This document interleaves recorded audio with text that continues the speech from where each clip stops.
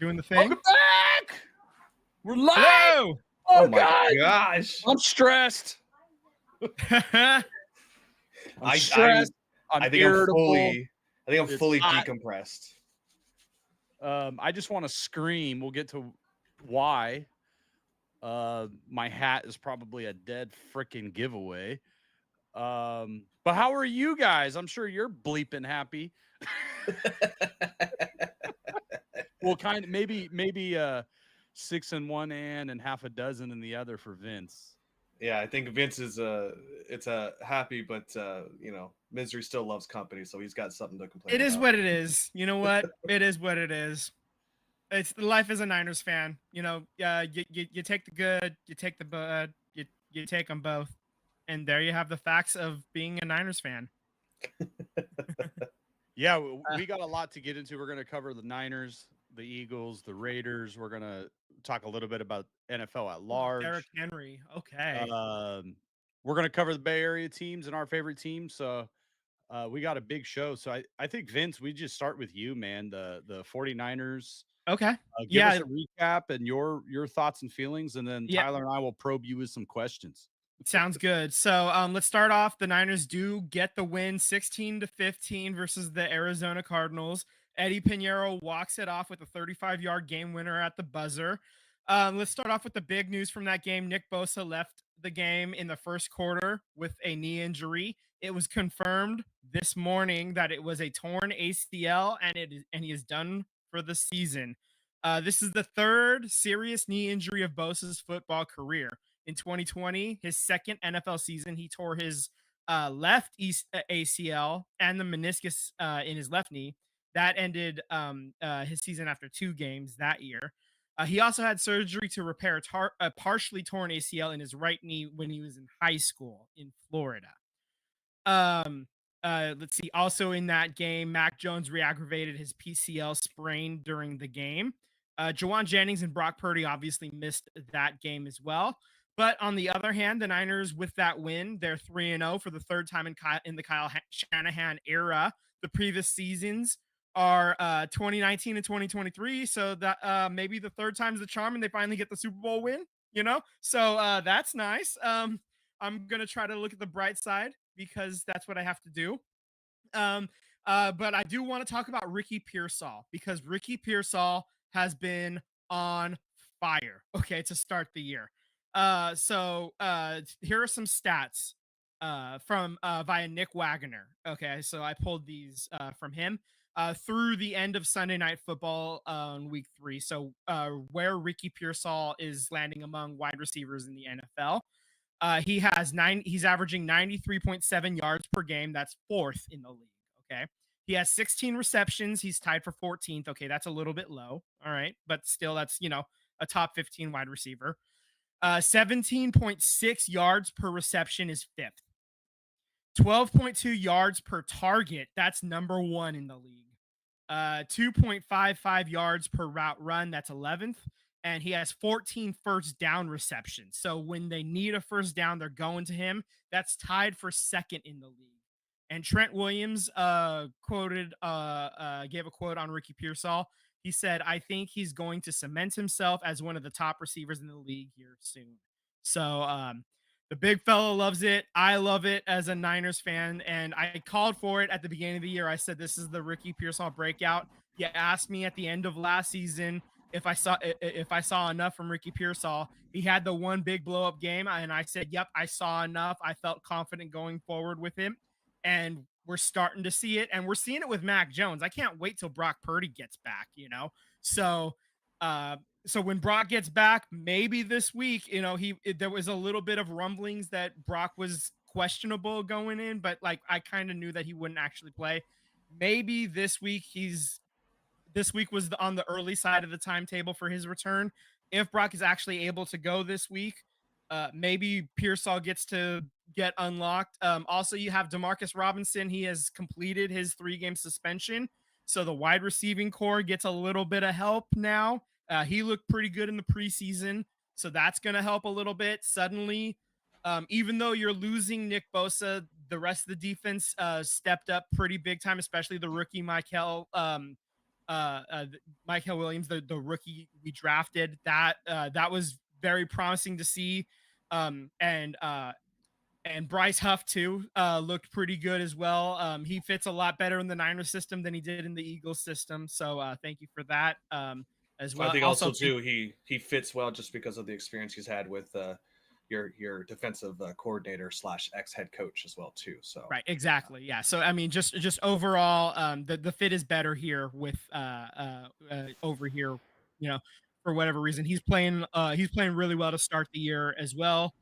So overall, even though you lose Nick Bosa to the injury, there is still enough pieces in the cupboard to hopefully make up for it, and we'll see what happens going forward. Hopefully, they can stop the catastrophic injuries. That'd be nice, but because it's getting pretty goddamn ridiculous. But for the love of God, just start getting some of these other pieces back. Obviously, if Brock comes back, that'd be good. If Jawan Jennings can come back as well in the next week or two, then all of a sudden you have three pieces. Brandon Ayuk is also probably a couple more weeks away, maybe 3 or 4 weeks away from being able to start playing as well. Suddenly, you start looking a lot healthier, and you're already 3-0. Start the season and you have all these injuries. If you start getting healthier, you start adding pieces and you have a winning record, I'm starting to feel a lot better. So do you think when Ayuk comes back, do you think you have 2 wide receiver ones, or do you think Pearsall becomes the wide receiver one? And if you think that he becomes a wide receiver one, how do you feel about knowing that you're paying Ayuk so much money to not be wide receiver one? I think I'm not worried about the wide receiver one question this season. I think that's a question for 2026. Okay. I think that's a question you punt to next year, because even when Ayuk comes back, he's still not going to be 100% when he is back, because these kind of injuries, the leg injuries, especially I believe it's in Achilles that he's coming back from. It takes way too long. You need basically a full year of moving on it before you actually start to look like you've returned to normal, right? So it takes super long to come back from that. I'm not worried about that part of it, yet. When he comes back, that's not a question. It's Ricky Pearsall's the one for this year, as far as I'm concerned. We can worry about the money and all that stuff next year and in the offseason. And if both of them, if Ayuk comes back and looks like the one, guess what? We got 2 ones. That's great. Awesome. If Ayuk comes back and he just doesn't look the same or like the guy that we paid to be the number one, I'm not surprised, because of just how devastating these leg injuries are and coming back from it, and just how long it takes to come back after that. It just takes too long to come back. Remember, Adrian Peterson is the exception, not the rule. People, right? These things, just you can't come back from these kind of injuries that fast. They just freak of nature type stuff. I remember talking about it. I remember in 1997, Jerry Rice coming back from he tore his ACL in game 1 of the season. Because he's a freak of nature, he was back in week 14, and then he broke his kneecap. So it didn't actually tear the ACL. He didn't re-tear his ACL, but he did break his kneecap, and it was because he rushed back a little bit too soon. So I'm just you got to take your time. I'm not worried about what he looks like when he does come back. Hopefully he's great and he's performing at an all-world $30 million a year type player that we're paying him. But if he's not quite there yet, I'm not quite worried yet. It's 2026 when I'm going to start worrying about it. Yeah. Also too, I wanted to note in that game, pairs up for Connor. He had a devastating leg injury in that Absolutely. game. So his season is done, maybe his career too, just because of his age and just how rough the NFL is. His contract extends beyond this year, so he'll have possibly a chance to come back next year. But even so, man, like that was absolutely brutal. And, hopefully this isn't the end for him. But if it is, he's in the hall of pretty darn good for a few years there, Yeah, he's like, definitely. he'll be one of those guys you go, oh yeah, I remember that guy. That guy was pretty good on my fantasy team for a few years. Like that, that run when Le'Veon Bell decided to not show up, and they're like, all right, James Conner, you're the dude. And then just out of nowhere, he just exploded on the scene, man. I remember having him on my fantasy team that year, and that was a lot of fun. And I tell you what, that was good times, so yeah. Thanks for the memories in fantasy football, brother. Thank you, James Conner, for that chip. No, it's really sad. Really sad to see. 49ers, Vince, next week you got the Jaguars, and the week after that, Rams and 49ers, which could be like the battle of first place. Yeah. Right now the Niners are in first place thanks to Tyler's Eagles giving us the assist this week. So I appreciate that. Why don't we talk about that? Thanks for the assist, by the way. Your boys were able to lead a massive comeback. You end up getting the W 33-26 over the Rams. How you feeling, bud? Were you able to finally vapor lock your ass off the seat? Like I had to take a nap afterwards. It was there's a video that my wife showed me it was pretty spot on with how it was. I'll tell you, the first half of that game, I didn't think we had a dog in the race, let alone a fighter's chance of even coming back in that one. I as an Eagles fan, we're pretty critical on our coordinators. It's just they're a really knowledgeable fan base, and it's not really good when the offensive coordinator is getting yelled out by fans alike across all platforms of social media. And it was definitely Kevin Matula's name was being cursed in our household over here. I don't know what happened. It looked like we were stuck in the mud. We were running the same HB dive play every single time. We could not return a kick, which people are upset about that one. I don't think you should be upset. The Rams kicker was basically kicking knuckleballs out there. I didn't even know you could do that. It was impressive. We literally could not receive a single punt return, a kick return. Not a single one. We were 0% onto it. So shout out to the Rams kicker on unlocking a new technique that I'm pretty sure everyone in the league is going to be watching and trying to see if their kickers can kick some knuckleballs. It was really effective strategy from the special teams.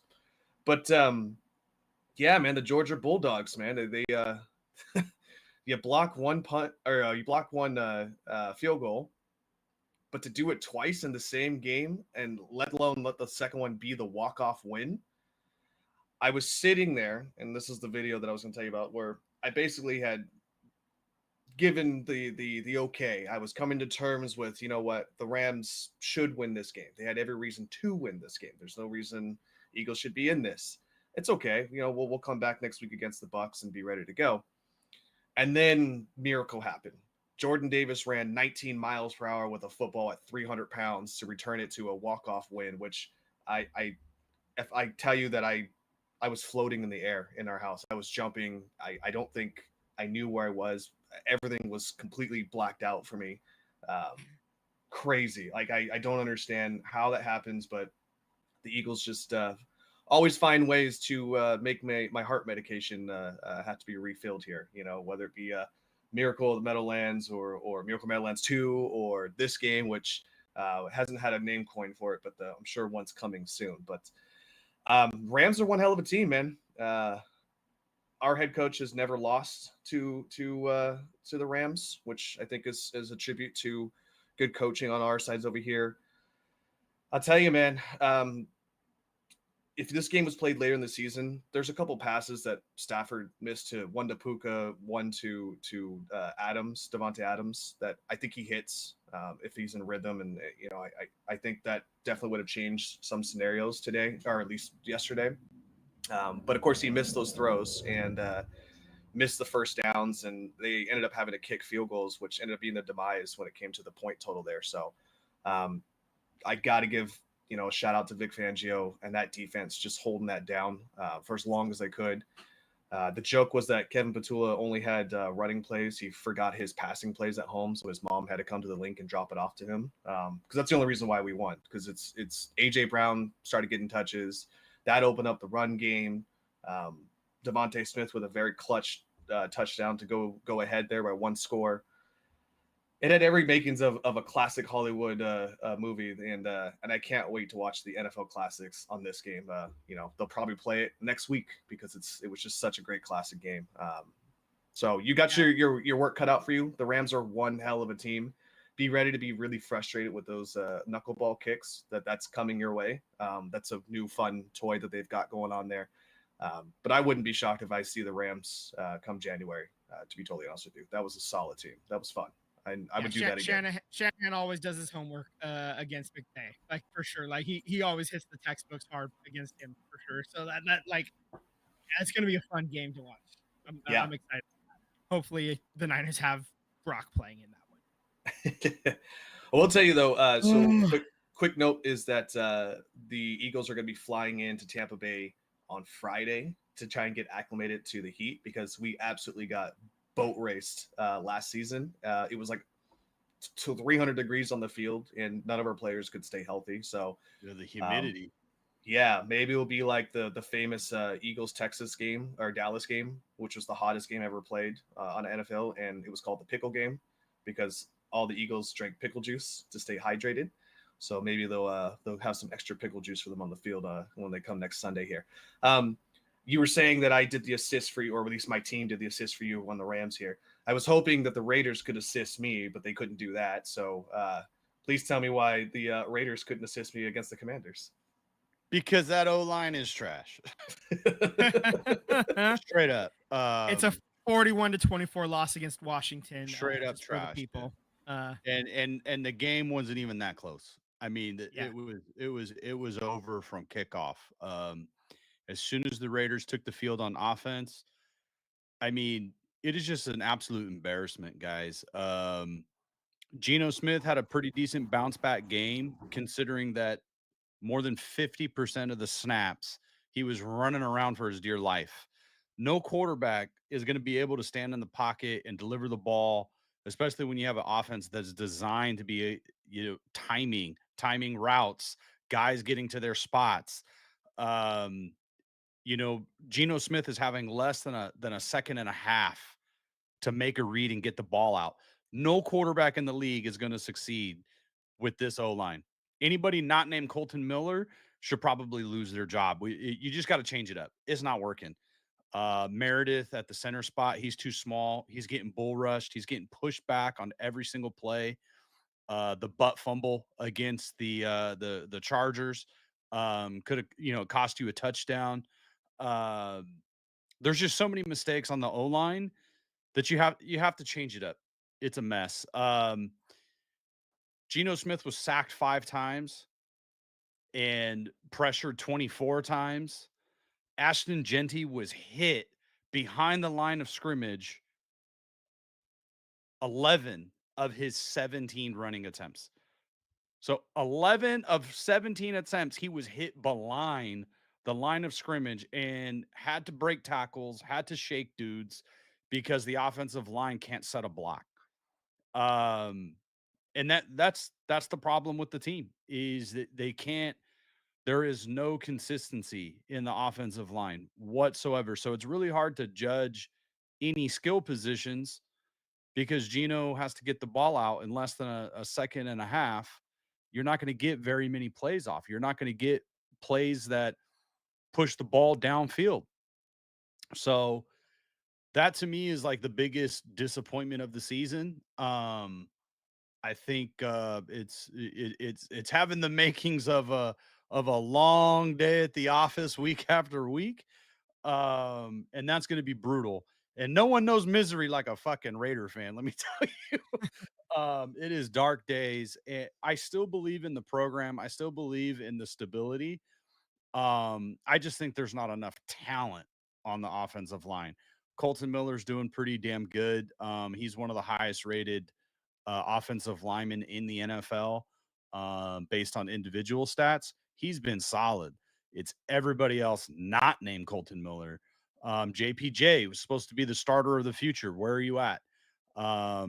He's made some super bogus, boneheaded penalties that cost the Raiders drives. So there's a lot of young guys on this line. Alex Kappa as a veteran, that was awful. He should be cut tomorrow. That's how bad it was. He should just cut him. It ain't going to get better. There's too much tape on him to show that he's not going to get better than what he's been the past 2 games. We have a whole season of him in Cincinnati after over a season, and now we're seeing it here with the Raiders. It's time to move on. He's not going to get better. DJ Glaze at right tackle, he was like the only guy on the team that didn't really have to compete for his job. He has to be better. The job was given to him because he was supposed to be the surefire starter at right tackle. He hasn't been good. There just needs to be changes. It's going to be a grind all season, but I think in the long term that, with the skill positions, I think they got a couple wide receivers that are young guys. They got the running back, and then there's some pieces on defense. So I think they're too thin. They're too thin on talent at the O-line, and they're being exposed. These teams are exposing them for it, and you're not going to get anything off if your O-line is that awful. I mean, it's historical bad. I mean, I'm right there with you. The Eagles had -1 passing yards at the half. Our right tackle filled in for Lane Johnson, who got hurt, and it was just absolute garbage. And then Fred Johnson came in as the super backup right tackle that he is. So it seemed things to be leveled out there. But I definitely think that, yeah, you're right, man. An O-line can make it break you. I certainly thought that we were losing that game because that O-line couldn't give Jalen Hurts a second to breathe, let alone read the defense of what's going on. So who do you guys play who next week on your schedule here? I believe I just had it. Hold on. You guys are playing the Bears. So, and you guys are back home. So I think, look, I know Caleb had a pretty decent game this past week. Maybe his best game as a professional so far. Yeah. Yeah. He's coming in hot. He's got a lot of confidence. Yeah, I think to your point though, man, that O-line's got to get better shape real fast. You're at home. You're coming home against the Bears. Caleb Williams has showed some promise, but he's also a young quarterback learning a whole new system. So there's going to be opportunities for the defense to cause some havoc, create some confusion. I told you guys, the Raiders are going to create turnovers. They have turnovers in every single game this season now. Defensively, they're creating a turnover every game. And that's something a Pete Carroll defense does. You have opportunity to do that again against this Bears offense. The O-line has to be better. You're coming home. You got to be jacked. Raider fans showed up against the Chargers. It was 85, 86%, whatever it was, Raider fans. You laid an egg. You need to prove something to the fans that are showing up and paying for a ticket. And you have some winnable games. I know the Colts in 2 weeks, they look really good. They're showing promise. They look a lot better with Daniel Jones. But that's a winnable game, even in Indianapolis. After that, you got the Titans. They got a rookie quarterback. That's a winnable game. They have not looked very good as a whole in all 3 phases. And then right after that, you got the Chiefs. So if you're a 500 club, sweet. Steal a couple games here and there, but you got to beat the teams that you're supposed to beat. And I think you're supposed to beat the Bears. The Raiders you should not expect to be a 3-win, 4-win team. You should be somewhere around 500. But they got to step up. I mean, they got to step up. Yesterday I was pissed, man. I was just so I'm still hopeful, but a lot of mistakes you got to clean up on that offensive line. And that's all I could say, man. You can't judge the offense because they're just you can't run the ball because he's getting tackled behind the line of scrimmage. So then it's no threat. So then there's really no reason to bite on the play action. So now there's nothing open deep. Like you have no options when you can't block. Yeah. You know, it's just that simple. Like those guys need to do better. Yeah. I mean, I think the Commanders and Chargers that was a good test following the Dude, Patriots, but real looking quick at your schedule, yeah. To move on off, we can move on in a second, but we got the text that Jaden Daniels wasn't playing, and I texted And you Mariota, guys, no Jaden Daniels. I should have went into a deeper text with you guys because my point was what I was thinking when I sent that was I'm more as a Raider fan, I'm more afraid of the backup quarterback than the rookie of the year, you know, that took his team to the NFC title game. You know, I don't know what it is the Raiders lose to backup quarterbacks. Like if I was a team, just start your backup quarterback because he's going to get a rest day and the backup is going to have a career freaking day. I've never seen it happen so many times for 20 years. Also, too, what was crazy about last week? Mariota was like an MVP. I know. You know what was crazy about this past week too? That I forgot to mention. The Eagles had a block field goal attempt for a touchdown. The Bucks had a block field goal for a touchdown, and there was one more team that I'm drawing a blank on. The too. Vikings had 2 defensive touchdowns. Yeah, I know because I started them in fantasy. Was it a blocked field goal as well too? I just got the alert Vikings D touchdown twice. I got that alert twice, and I was like, oh hell yeah. Yeah, I don't know if it was Vikings, but somebody else also had a blocked field goal and returned it for a touchdown. So, which I think is insane. I can't remember the last time I've seen that happen repeatedly in a single day of football. You know, like over a course of a season, sure, but like 3 in one day, and then not to mention there was tons of blocked field goals in general on Sunday. But to have 3 returned for touchdowns in the same week it's pretty insane to me. So, just want to put that out. Also, so look, I'm looking at your schedule here. You've got the Bears. Daniel Jones looks pretty damn good, and I'm telling you right now, if Daniel Jones can keep this up, Brian Daboll was fired already before, after week 1, but he's really fired now if Daniel Jones keeps up this momentum that he's got going on. But again, to your point, that is a game that you could possibly win there. The Titans, that's another game you could definitely possibly win there. The Jaguars, that's a game you could definitely possibly win. The Browns, all right. And then I would say probably down the end there, it's a crapshoot with the Texans. It depends on what kind of CJ Stroud you're getting that game. Are you throwing is it massive picks CJ Stroud or is it MVP CJ Stroud? And then your last one is the Giants. So I think out of those, there's what I would argue are and the Cowboys too. I would argue those are probably your easy chances to get some wins over there. You just rattled off what, like 7 games? Yeah. I mean, you got 7 games that could very easily be 50-50 games, right? Yep. You win 4 of those 7. You know, you're a 500 club. You're improving. And that's what I'm getting at is like you have wins on the table.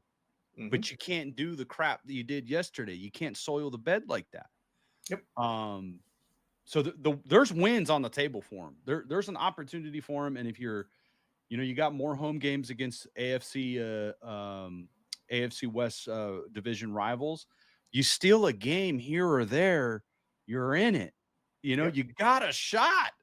But you got to do better than that. That was a failure on all 3 phases. I know I went hard on the O-line. Special teams had problems, which is usually a solid unit. They had issues. So it was just one of those days where from kickoff, it was, oh no, it's going to be a rough one. Thank God we had things to do in the afternoon. So I had to move on because right. I had stuff to do. I had things to get to.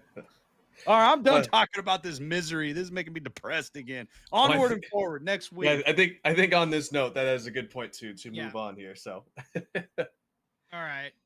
So on to basketball we go. Just a little bit mini Jonathan Kuminga update.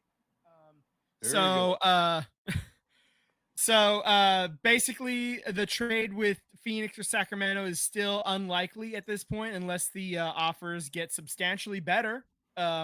That's the report right now. And we're 29 days away from the start of the regular season. So there was one kind of thought that I was trying to work out in my head. And I'm wondering, the dream scenario would be something along the lines of Pajemski and Moody are both like, 14, 15 points per game level. And then, Curry and Butler, like as a combo, just go insane and the Warriors steal one more championship, right? That's like the dream scenario for this season coming up, right? Right. That's like, like everything lines up perfectly, right? The nightmare scenario, um, this Kaminga saga drags on and just everything goes to crap. Draymond during the season, like, gets some suspensions and injuries just kind of ruin everything, and there's no playoffs, and Butler demands a trade at some point. Just everything goes off the rails. Um, and then somewhere in the middle, that's probably what the most realistic path option is. I would say Curry gets all NBA numbers and the young ones struggle. Uh, the lack of signings and trades probably hurt the season a little bit, and we're probably looking around 48-ish wins. We're looking at the either either hosting the play-in tournament like as a 7 or an 8 seed, or we sneak in as the 6 seed or the 5 seed maybe if we're lucky. And then that's kind of the end of the season. Like maybe we get into the second round. That's kind of the middle path. I don't know. And obviously we're 4 weeks away from the start of the season, but and we can talk about it more, but that's kind of the three outlines that I see right now. You have the dream path, you got the nightmare path, and kind of the middle path is they get into the playoffs, but it just kind of fizzles out into nothing again. So I don't know. What do you guys think about that? Yeah, I think we've notoriously have never been good in the play-in tournament since its creation 2 years ago, Yeah, which I'm okay with that. it's more like 3 or 4 now at this point. It's been a little bit Yeah, more than that, but yeah, at the end of the day, you can't win the NBA championship in the middle of the season. So I think at that point, I'm okay with being mediocre at that tournament. To be honest with you, um, I do think Kaminga's going to be on the team. I think he's going to tender that qualifying offer, and what I think is going to happen is he will be traded in the middle of the season. Whether that relates to a starting player, or if we're looking at draft picks, I think at this point, if I'm Joe Lacob, you got to do what you got to do to get Kaminga on your roster so you can start doing everything else you need to do. But I think you start looking at Kaminga as a value piece. So I would come down to Steve Kerr and say, hey, look, I need this guy to be a caliber player that teams want by trade deadline so I can build the team going forward. You know what I mean? So I don't know how you're going to do that. Obviously, the waters are pretty muddy with Kamingo right now and his agents. They've been pretty vocal about it. So has the ownership has been pretty vocal about it. So I think let them do that. But you come down to Kerr and you tell Kerr, I need him to be a player that it could be an asset come trade deadline. I think the biggest piece is that the Warriors need a formidable big man. I've been saying it for a few years. Like, I know big men don't grow on trees, but the way the NBA is going, you got to have a versatile big man. And if you don't have one, your chances are pretty limited. You know what I mean? If you look at the last few championships, it's been pretty versatile bigs. Teams that get pretty far have some pretty versatile bigs. So I think that's just the nature of where the NBA is going. It's always in flows. Everybody wanted to have a 3-point sniper like Curry. Now we're dealing with this. So I wouldn't be shocked if the Warriors limp into the playoffs and are probably a first round exit again. That wouldn't shock me one single bit. I would argue that the way this team is currently constructed, because we don't know what the rest of the pieces are, I wouldn't be shocked if this team didn't make the playoffs and they were, 11 on that seed over there. So I hope they prove me wrong. I hope they have bigger aspirations than what I'm giving them, because you should. You've still got the best shooter that ever lived on this planet, arguably one of the best defenders to ever play the NBA. So, and we get to see a full healthy Butler, so who knows what that's going to look like come next season. But yeah, I guess I'm optimistically okay with the team being mediocre given roster's construction right now and the turmoil of what it's going to look like. I mean, even if Kaminga's on the team, what's the chemistry like in the locker room? You know, is that going to be a downing point? You know, it was kind of an issue with Klay Thompson towards the end. You know, the locker room was really down, and it seemed like spirits got a little bit lifted when he left. Not to say that I don't love Klay Thompson. I have 2 of his jerseys, but I agree that something about having a positive mindset in the locker room helps quite a bit, especially getting a couple wins there in the season. So I don't know. What do you think, Sam? You think mediocre? You think this team is going to be a 5 or 4 seed in It your definitely mind? hinges. It definitely hinges on this JK thing. Worst case scenario for the Warriors and everybody on the team is the qualifying offer, because then I got it up here, guys. It's a Kaminga would then have a no trade clause. He would be an unrestricted free agent, and the Warriors don't get anything unless, I believe, a sign and trade. That would be their only. And I don't think Kaminga would want to do that. I don't think if it gets to the qualifying offer, Kaminga ain't gonna help the Warriors. So he would have a no trade clause. You get nothing back. So I think the interest of the Warriors, one of them's going to cave. Kaminga's going to take the 3 years, 75 and the team option, because then he can get traded, right? So he can get traded. So maybe there's a deal to be worked out where we don't know where you're gonna get traded to right now. And I think for the Warriors, they might cave and just give him the player option, because they could still trade him, and now the new team needs to deal with the player option. But also too, like, scenario one, you bring him in on any deal, and he's a freaking superstar. All of a sudden, like, we see everything that we've been complaining about. We see all the talent come to fruition. It is developed. He's rebounding. He's getting, he's passing. He's developing a shot. He's doing all the things that, as a superstar, that we think he should be doing. We expect from him now. He's dominating games. He's putting stretches together. That's going to increase his value, which means you could get a better return, or all this drama is a thing of the past and he starts. Right? Like, ultimately, that's what you want. You ultimately want JK to take the step forward and say, hell yeah, he deserves the bag. He deserves it. He's a bona fide superstar. That's what I want. Because if he turns into the guy, all this drama is a thing of the past. I don't care what happened, because we got a superstar and we got him for $75 million on the cheap, right? That would be a good deal if you have him, if he turns into a superstar. I don't know what he's going to turn into, but I think one of them is going to cave and sign. They're going to work something out with this 3-year deal. Maybe it's more money. Maybe it's a mutual option. I don't know. I think JK wants the money. I really don't think he wants to take the qualifying offer. I think he wants the 3-year deal. He wants some security. And I think the Warriors want the 3-year deal because it allows them some wiggle room to trade, or if he's really good, you don't need to. As far as wins and where they fall, like I said, if JK's on the team and he turns into that superstar, I could see them being a top 4 team. If he's the JK of what we've seen, I see that more of, 6, 7, 8, 9, 10 seed, depending on injuries and things like that. So it's a Dr. Jekyll, Mr. Hyde type of scenario where I think it's boom or bust. I think the boom is obviously being a top 4 team, and the bust is being stuck in the middle, and you just know you're not going to be good enough with this core to get over the top again. And then you burned another year, and Jimmy Butler's a year older, and Steph's a year older, and Draymond's a year older, and you got no options to add to this roster.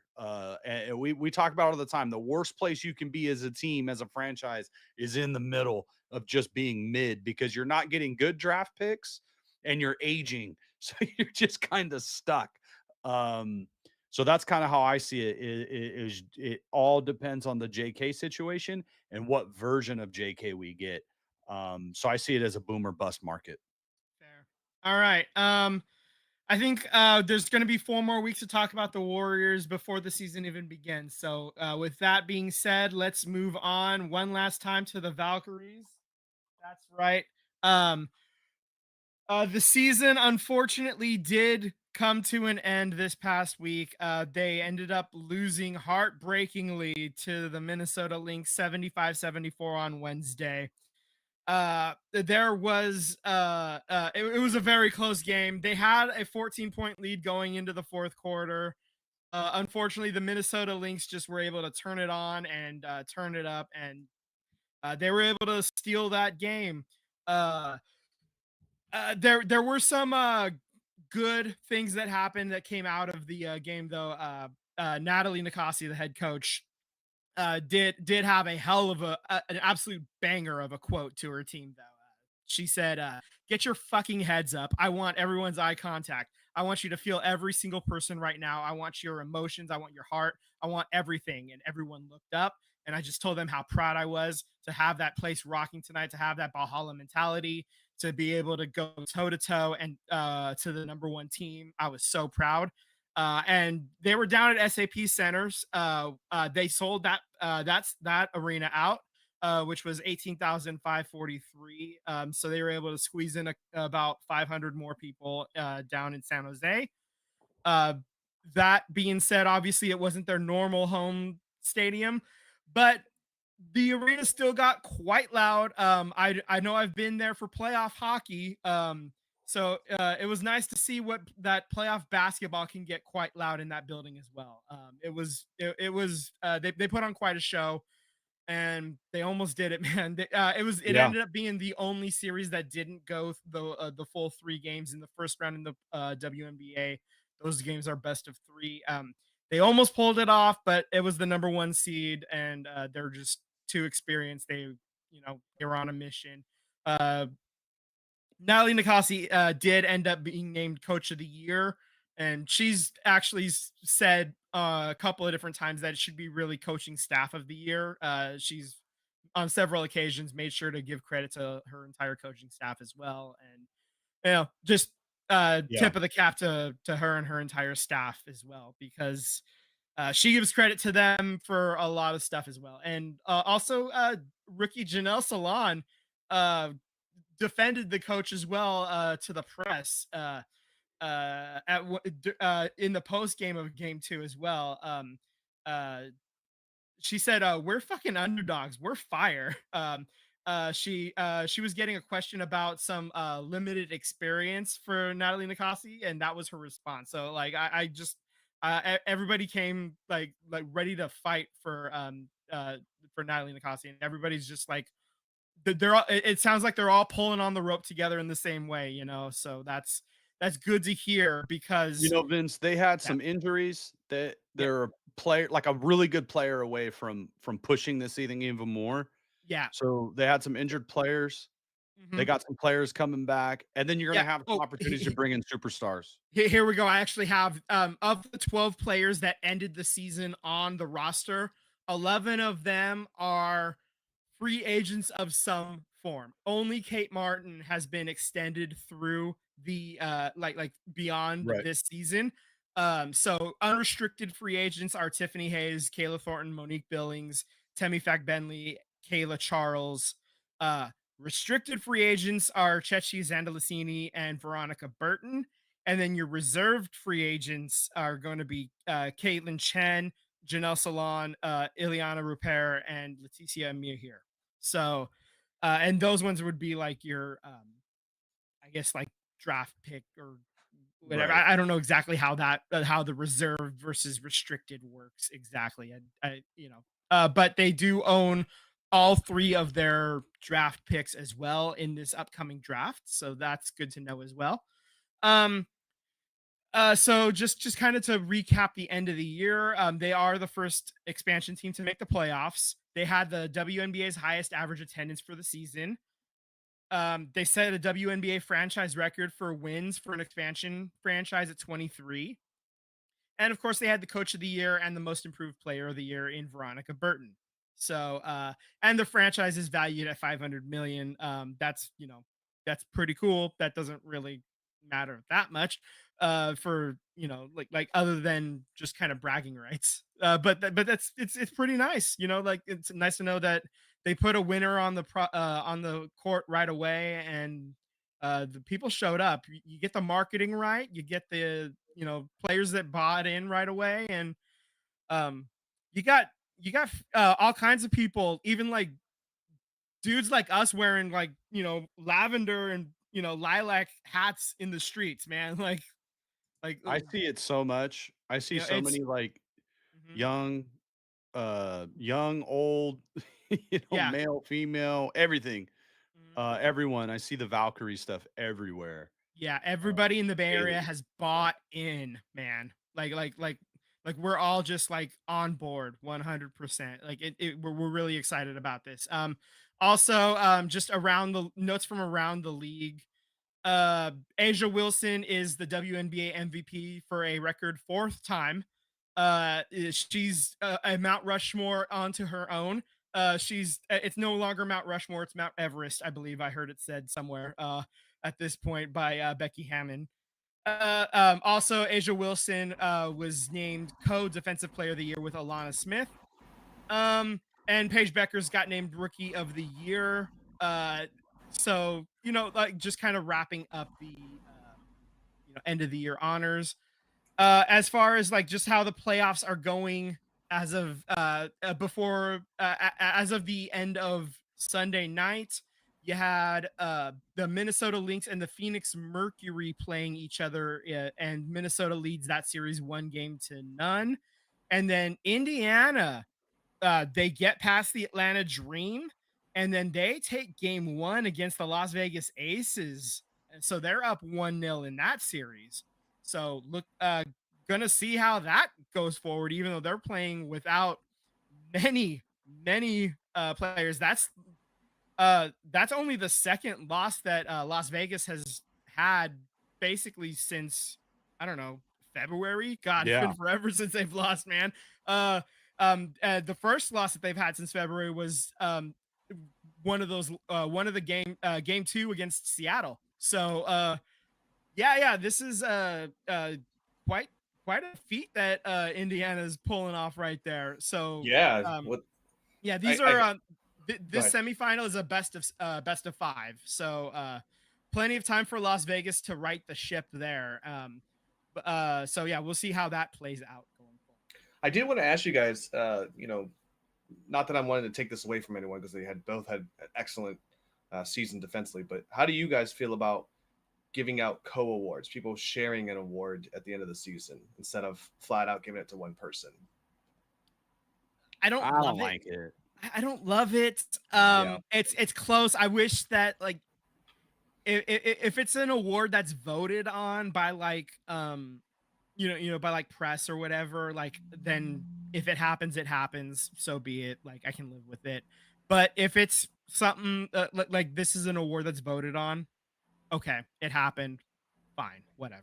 But if it's something that's like statistically you can like dig in and whatever, then absolutely not. No, hate it. You can find a way to Separate it to differ. you can find a way to separate at that point. So, and for defensive player of the year, like Alana Smith had a hell of a defensive season too. So I'm not gonna begrudge Alana Smith from getting a trophy along with Asia Wilson.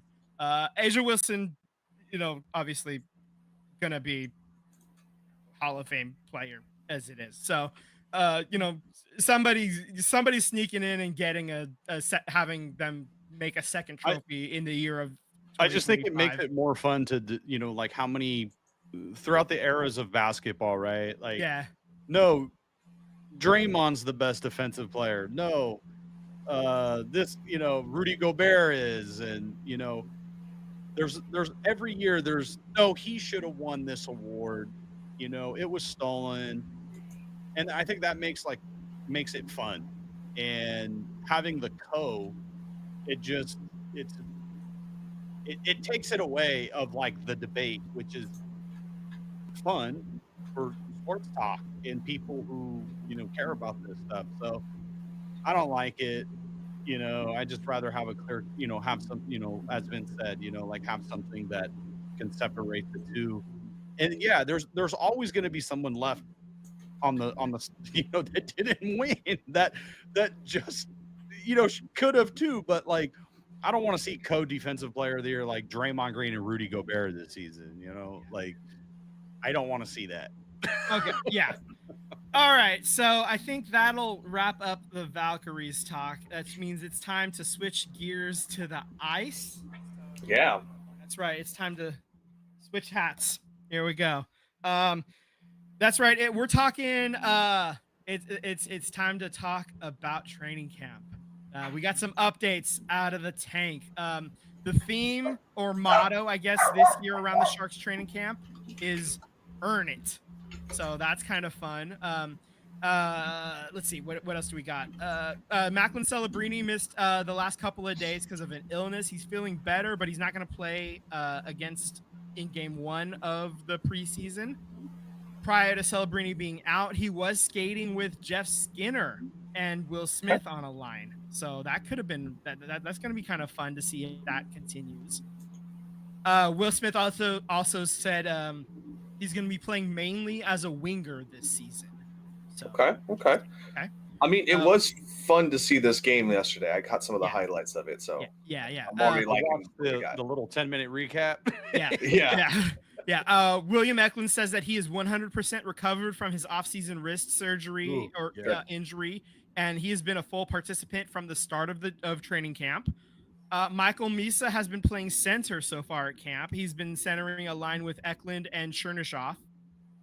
Sam Dickinson has been skating on a pair with veteran defensive Vincent Desharnais so far to begin camp. So that's kind of interesting, kind of cool. Mario Ferraro says that he hasn't had any contract talks with the Sharks yet, but his hope is to sign a long-term extension. Quote, "I'd love to sign long-term here. I want to win here." Okay. All right. Okay. Cool.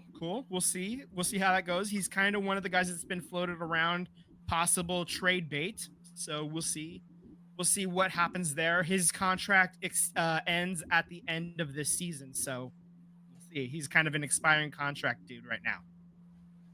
Quentin Musty has looked impressive so far at camp, according to Ryan Warsofsky. He's been skating on a line with Wenberg and Toffoli. That's fun. Ooh, okay. Shakir McMullin appears to be fully recovered from his shoulder injury and has been skating on a pair with Dmitry Orlov. Okay. All right. Veteran newcomers John Klingberg and Nick Leddy have been skating on a defensive pair together so far to begin camp. All right, keep the vets together. Philip Bystedt said he's been trying to add more physicality to his game. He said he put on weight during the offseason and is now up about 10 pounds in muscle mass. So I like that.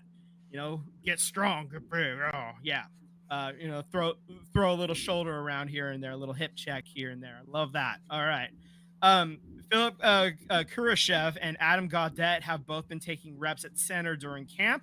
Warsaw says both of them will get an opportunity to play center this year. Cam Lund has been out with a day-to-day upper body injury that he suffered at the rookie faceoff.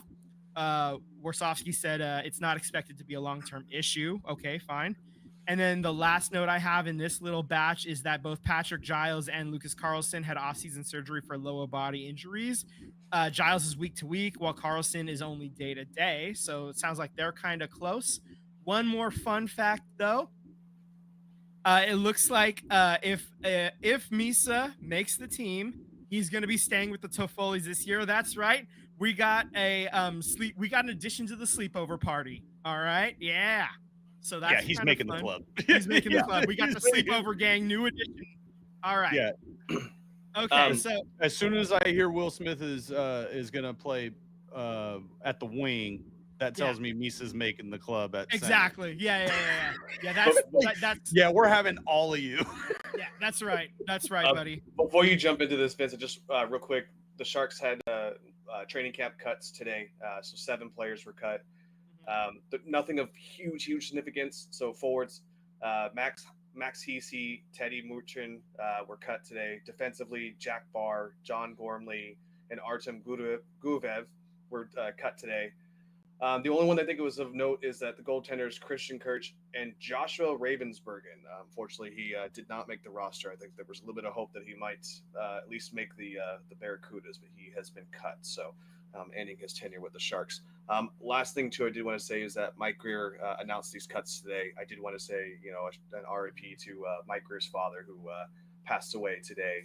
He was a pivotal person in the NFL rounds, especially with the Miami Dolphins, and we're happy to have his son on running our roster over here and giving all of us new life with the Sharks over here. So That's right. Yeah. RIP for sure. The Sharks did beat Vegas in preseason 3-0 on Sunday. Their next game is Friday. So also against Vegas. So that's fun. They got goals from John Klingberg, Jeff Skinner, and then Tyler Toffoli added an empty netter in the third period. So that's good. We like that. We love that. Yeah, so that's awesome. There was a player poll done by The Athletic for hockey. So top teams on the NHL's Trade Me Here list. The Panthers were the top. Obviously, you win the cup. You end up on a lot of teams' top Trade Me Here list. The Stars, the Lightning, the Golden Knights ended up on a lot of people's lists as well. The Rangers and the Avalanche also were on a list, and then a smattering of Canucks, Capitals, Jets, Maple Leafs, and Predators. They all received 1 vote each. With the salary cap skyrocketing, are you more open to a short-term deal? 21 said yes, 7 said no, and 8 of them said meh. How much do you expect Connor McDavid to sign for? A lot. Just keep backing the truck up. Yeah, 9 of them said 15 million, somewhere in the 15 million range. 13 said 16 million. 2 of them said 17. 4 of them said 18. The current max is 19 million. One person said that the current max. 3 of them said 20 million, and then 6 of them said whatever he wants. A couple of them somebody said just give him everything. 2 said a lot, and so they kind of just threw him in the whatever he wants tabulation there. Yeah, so that's kind of fun. Let's see what else. Here's actually one, not including current stars. Who's the next face of the NHL? The top vote getter, Macklin Celebrini, with 24 out of 39 respondents. Easily. Yeah. Easy number 1 vote getter. Yeah. The next top respondent, the player likely to be the number 1 overall draft pick next year, Gavin McKenna, with 4 votes. Connor Bedard got 3 votes. Matthew Schaefer got 2 votes. And then 6 different players got 1 vote each. James Haggins, Zane Parekh, Leo Carlson, Jack Hughes, and Mitch Koff, and Lane Hudson each got 1 vote. So, and then what do you think of going to 84 games? 32 players like it, 4 players hate it, and 3 players went, eh. Yeah, let's see. And then there was just some a bunch of different quotes about different things. The Macklin Celebrini one specifically, one player said he's like a crossbreed of Crosby and Bergeron. I feel Bedard needs help to be good. Celebrini, I feel like he's carrying his line and team. I think the problem with Bedard though is that they really aren't. I mean, I'm not gonna say that they aren't. They trailed him, but they're not surrounding him with talent to help him out. You know yeah. what I mean? Like, yeah, and that goes to that though, that he needs help to be good. Celebrini, I feel like he's carrying his line and team. That's what that player is saying. Back to that point. Yeah. I see them saying that, but I just feel like if you were to put it's a circular argument too. Yeah, like the Sharks are giving Macklin help, but Macklin is also helping those guys out as well. So it's sort of a feedback loop. Like he's making them good and they're making him good, and it's just kind of helping. They're like whereas in Chicago they're just stinking up the joint and right. That's what I'm saying. Like if you take Macklin and you throw him on in Chicago, I think he still does well, but doesn't do anywhere near, I think, in my opinion, of what he did with the Sharks. So, I would agree. Yeah. Yeah, I just Yeah, he probably ends up playing the same 70 games that he played this year. I don't think the numbers are quite as good, but he still probably does better than what Bedard did. I think that. Yeah, I think Macklin Celebrini is better than Connor Bedard, but like I think I would agree. Macklin's numbers would suffer a little bit, especially the assist numbers. To be sure. And like one player said, I'd on why he'd take a trade to Dallas or Vegas. He said, "I'd like to keep my salary, and also they have a good chance to win the cup and are good places to live too. Just I guess the having the sun out, uh and then so overall, it sounds like the guys like playing playing in those kind of places where it's nice and hot, I guess. So yeah, that overall it was kind of an interesting read with that article.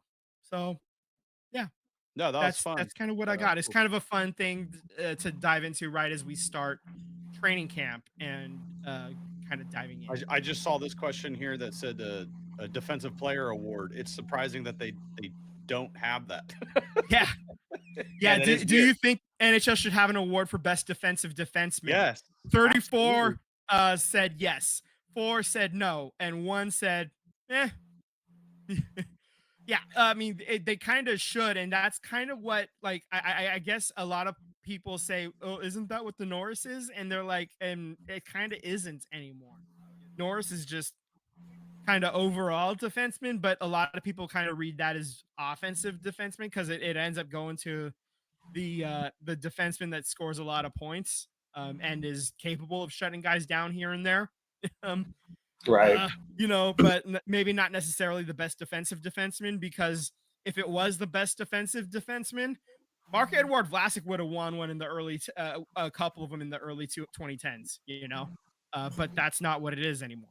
And that's right. or ever was really, So there we go. There's your hockey. Yeah, just create a new one. The Bobby Orr best defenseman. Yeah, the Bobby. Yeah, that would be a good one. I would welcome that award immediately. Yeah, we gotta work. We gotta dive in and figure that out. Get the commissioner on it. I'm sure he'll name it after somebody who scored a lot of points from the blue line. Just piss everybody off. Yeah, right. All right, let's talk soccer. Let's talk Wrexham. How'd the boys do the last couple of weeks? Yeah, so on the 13th, I think we didn't really touch base onto it, but they did take a loss against the Queen Park Rangers, or Queens Park Rangers. Yeah, QPR. Yep. So wasn't really promising. The pundit birds in the trees are talking about Phil Parkinson and all this good stuff, right? So, like we said, still early. Obviously, they're not off to the hottest start in this new division, but nonetheless, we kind of knew that we were going to struggle to an extent here. But he gets the boys in tip-top shape this past Saturday against Norwich here, and it was great. We saw a goal that I think just blew my mind over there. It was basically a crossover pass, and from there, Josh Windus takes it and punches it into the back corner from behind the box over there. So I think I posted that video with you guys in our group chat, and it was impressive goal to see. I do love it. They were behind before going into half, and it seemed like Phil Parkinson's words of encouragement. If you've seen Welcome to Wrexham, it's kind of like Gordon Ramsay is encouraging you in the kitchen. So it seemed to work, and the boys came out and scored 3 goals within 14 minutes in the second half there, and kind of never really looked back there and held on to that win against Norwich over there. So they are currently 2 wins, 1 loss. 2 wins, 1 draw, 3 loss, 7 points, 16th. So they've gone up from 22nd or 21st, I believe it was, to now 16th. So step in the right direction there for them. Tomorrow is the 3rd round of the EFL Cup against Reading, and then this Saturday we get back into the regular season here against Derby. Derby, yeah. Derby, yeah. So Should be good. I'm excited to see this win under the belt. It felt like it was really encouraging. Hopefully, it translates to a positive momentum here for the next foreseeable future for the team. Right on. Nothing to talk international right now. So we'll just skip it and go straight to Bay FC. They end up getting the draw versus Gotham 1-1. So Rose Lavelle scores in the 36th minute for Gotham FC. Esther fed her from the top of the 18-yard box, and then Rose just takes this tough angle shot and then beats Silkowitz. It was silky smooth shot from Rose and beats Silky, unfortunately. Forgive me for the pun. BAFC was winless heading into this game when conceding first. 0 wins, 2 draws, 9 losses. But you know what? Make it 3 draws because Rachel Kundananji comes on in the 60th minute. She then 9 minutes later gets a goal. The ball kind of finds her from about 20 yards out. She just turns around and immediately fires a piss rocket and finds the upper right corner. And there's your ball game, 1-1. So they are sitting in 12th spot though. Their next match is against the Royals. They needed a win bad if they had any realistic shot at making a run at the playoffs. Those chances are fading fast though. I don't see it happening though at this point. Their next game is against the Utah Royals at home at 7 p.m. on Saturday. But off the pitch, they did break ground on Thursday on their new permanent training ground center on Treasure Love it. Island. Yeah. So it's nice to see a groundbreaking ceremony and not feel rage boiling inside me. So that was kind of nice. And to know that the funding is there for it, you like to actually know that it's something that's actually that I know for sure it's happening, and I'm that there isn't like financial trickery happening in the background. I know that it's actually there. Like I trust that it's actually happening. This is subtweets at John Fisher, if you can't tell. So that being said, good on good for getting this training center built. The season is winding its way down toward the end. Unfortunately, it doesn't look like the team is gonna be able to make the playoffs. I don't have faith that that's gonna end up happening. Right, like I said, right now they're in 12th. To make the playoffs, they're 9 points out of a playoff spot as it is right now. So you got to make up with 5 games left. You got to make up 3 wins at this point. They are them and the Orlando Pride are the only 2 teams without a win since coming back from the August break. Oh, wow. Yeah. So, and Orlando Pride's excuse is Barbara Banda has been injured the entire time. So Bay FC just doesn't have score.